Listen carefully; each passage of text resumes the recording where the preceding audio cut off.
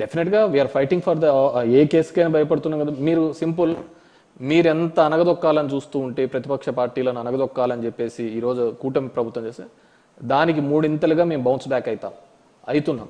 ఈరోజు జగన్మోహన్ రెడ్డి గారికి వెళ్తే వచ్చే జనాలే, ఆ క్రౌడే దానికి నిదర్శనం. దీంట్లో ఎటువంటిది లేదు. ఈరోజు చూసినారు అంటే జనాలు ప్రతి సందర్భంలో కూడా రైతు అనే వ్యక్తి గిట్టుబాటు ధర లేక ఇబ్బంది పడుతున్నాడు. మాకు ఎప్పుడు ఉండేది ఇదే, వర్షాకాలంలో రావాల్సిన వానలు ఎండాకాలంలో వచ్చినాయి.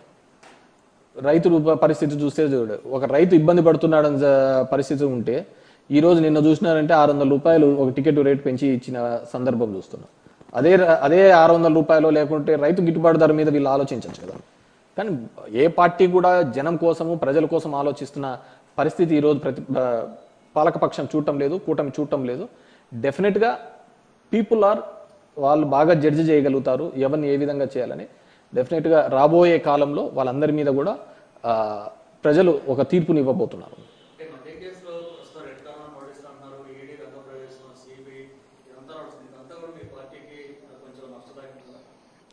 నేను ఒక చెప్తాను, మా పార్టీ ఎస్టాబ్లిష్ అయినదే ఒక డిఫరెంట్ సినారియోలో అయినది, మిగతా పార్టీస్ లాగా కాదు. మా నాయకుడిని 16 నెలలు జైల్లో పెట్టారు. ఆస్తులు అప్పుడు కూడా ఈడీను సిబిఐ సోనియా గాంధీ గారు సీజ్ చేశారు. మీ బౌన్స్ బ్యాక్ కదా, ఎనికి రిటర్న్ అయినాం కదా. సేమ్ ఇంతకు మూడింతలుగా రిటర్న్ అవుతాము. ఖచ్చితంగా కూడా వైఎస్ఆర్ కాంగ్రెస్ రాసి పెట్టుకోండి, 2029లో పోయినసారి వచ్చిన మెజార్టీ కంటే అత్యధిక మెజార్టీతో రాబోతున్నాం.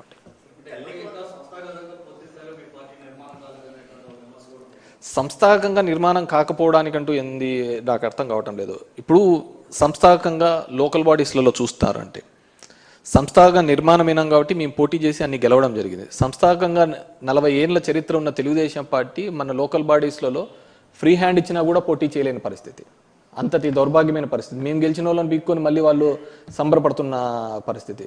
మా ప్రస్థానం 12 ఏళ్ల రాజకీయ ప్రస్థానానికి 40 ఏళ్ల తెలుగుదేశం పార్టీ ప్రస్థానానికి చూడండి. ఒక జగన్మోహన్ రెడ్డి మేమే అంత బలహీనంగా ఉండింటే, మేమంత బలహీనమైంటే అంతమంది కలిసి రావాల్సిన అవసరం ఏముంటుంది చెప్పండి. అంటే మీకు ఎక్కడా ఉండదు దేశంలో Telugu Desam party, BJP party, communist party, Janasena party వీళ్ళన్నిటికీ కూడా వ్యతిరేకంగా ఉండేది ఎవరిది? కాంగ్రెస్ పార్టీకి పుట్టినది. ఈ కాంగ్రెస్ పార్టీ కూడా మాకు వ్యతిరేకంగా నీకు దేశంలో ఎక్కడా ఉండదు. ఒక ప్రాంతీయ పార్టీని నిలువరించడానికి ఇన్ని పార్టీలు, జాతీయ పార్టీలు, ప్రాంతీయ పార్టీలు ఏకం కలిసి వస్తున్నాయి. అయినా కానీ వి గాట్ ద 40%. ఇంతకు మించి మేము ఇంకా కిందికి దిగజారేది ఉండదు, ఇంతకు మించి పైకి పోయేదే ఉంటుంది. కాబట్టి డెఫినెట్గా వీఆర్ కమింగ్ బ్యాక్.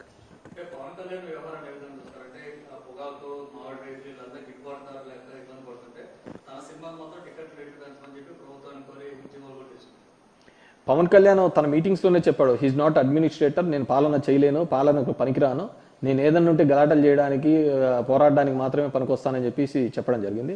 అతన్ని ఒక టూల్గా, ఒక ఆయుధంగా మాత్రమే తెలుగుదేశం పార్టీ వాడుకోవడం జరిగింది. సో అడ్మినిస్ట్రేషన్లో అతనే చెప్పడం జరిగింది తన రోల్ ఏమీ లేదు అని, ఏదన్నా కానీ పోరాటాలు దానికి అని చెప్పేసి. సో తన గొంతును, తనకున్న ఆ సినిమాకున్న క్రేజ్ను మాత్రమే తెలుగుదేశం పార్టీ వాడుకొని ఆ రోజు సక్సెస్ కావడం జరిగింది. ఈరోజు పవర్లో ఉన్నాడు కాబట్టి తెలుగుదేశం పవన్ కళ్యాణ్ యొక్క బలహీనత కూడా వాళ్ళ నమ్ముకున్న ఫ్యాన్స్కి వాళ్ళందరికీ కూడా అర్థమైంది. కాబట్టి డెఫినెట్గా హీఈస్ గోయింగ్ టు బి జియో. ఇలా చాలా మంది అన్నారు, వచ్చాము. డెఫినెట్గా కూడా రేపు కూడా రాబోతున్నాము.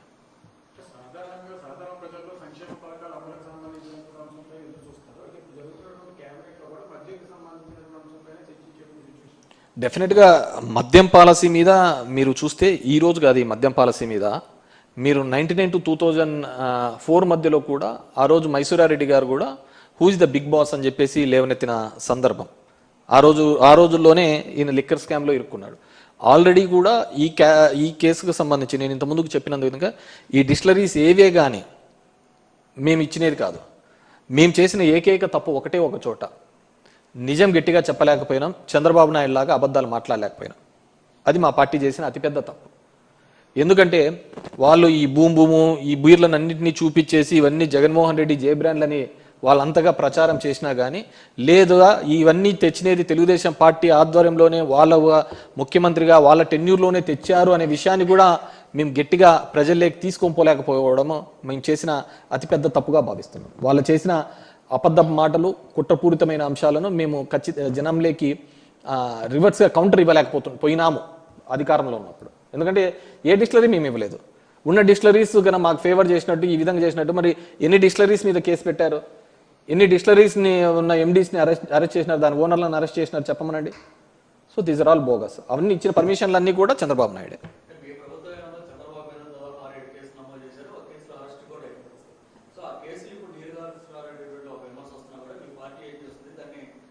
డెఫినెట్గా వీఆర్ లీగల్ బ్యాటిల్ చేస్తున్నాం. ఇప్పుడు వాలంటీర్ల మీద పట్టిన కేసును కూడా వాళ్ళు ఏదో రివిజన్ పిటిషన్ వేయడం జరిగింది. చంద్రబాబు ఆ రోజు పవన్ కళ్యాణ్ 30,000 మందిని కిడ్నాప్ చేసినాడని చెప్పేసి, ఇవి చేసినారు, అమ్మాయిల్ని చేసినాడనే ఒక అంశం మీద వాళ్ళ నేమనెత్తిన దాని మీద కూడా మేము కౌంటర్ వాళ్ళ ఆ కేసును తీసేయాలని చెప్పేసి వేయడం జరిగింది. లేదు మళ్ళీ దాని మీద కోర్టుకు అప్పీల్ చేయడం.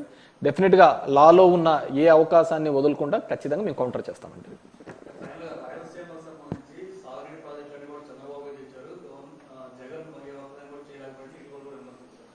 చంద్రబాబు నాయుడు గారు రాయలసీమ ప్రాంతంలో వచ్చి అక్కడ రైతన్నలను అడిగితే చెప్తారు ఈయన చేసిన ఘనకార్యం ఏంది.